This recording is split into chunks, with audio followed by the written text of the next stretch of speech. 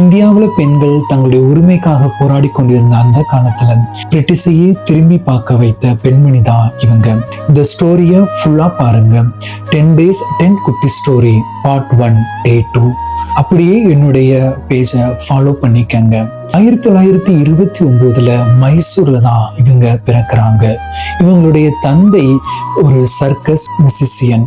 இவங்களுக்கு 3 வயது இருக்கும்போது இவங்களுடைய தந்தை சீட் கார்டை விளையாட கொடுக்கறாங்க. சில நிமிடங்கள்ல அவங்களுடைய தந்தை அந்த சீட் கார்டுடைய நம்பரை கேட்கிறாங்க. இவங்க எல்லா சீட் கார்டு நம்பரையுமே கரெக்டா சொல்றாங்க. இதை பார்த்து வியந்த அவங்களுடைய தந்தை அவருடைய சர்க்கஸ்ல இவங்களை யூஸ் பண்ணி பணம் சம்பாதிக்க ஆரம்பிக்கிறாரு. இவங்களுக்கு 6 வயசு இருக்கும்போது மைசூர் யூனிவர்சிட்டியில கேட்கப்பட்ட அரித்மெட்டிக் கொஸ்டினுக்கு சில நிமிடங்களிலேயே ஆன்சர் கொடுக்குறாங்க. இதை பார்த்து வியந்த பிரிட்டிஷ் இவங்களை லண்டனுக்கு அழைத்து கொண்டு போறாங்க. 1944 நடந்த அரித்மெட்டிக் காம்படிஷன்ல கலந்து கின்னஸ் சாதனையும் இவங்க புரிகிறாங்க.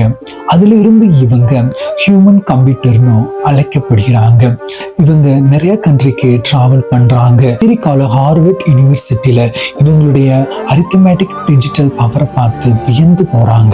2013 இவங்களுக்கு 83 வயசு இருக்கும்போது இறந்துடுறாங்க. நம்ம இன்னைக்கு சின்ன சின்ன விஷயத்துக்கே மொபைல்ல கால்ஸ் யூஸ் பண்ணி தான் கணக்கு போடுறோம். இவங்களுடைய அரித்மெட்டிக் லெகசி உங்களுக்கு பிடிச்சிருந்துச்சுன்னா அப்படியே இந்த ஸ்டோரியை உங்க ஃப்ரெண்ட்ஸுக்கு ஷேர் பண்ணிருங்க.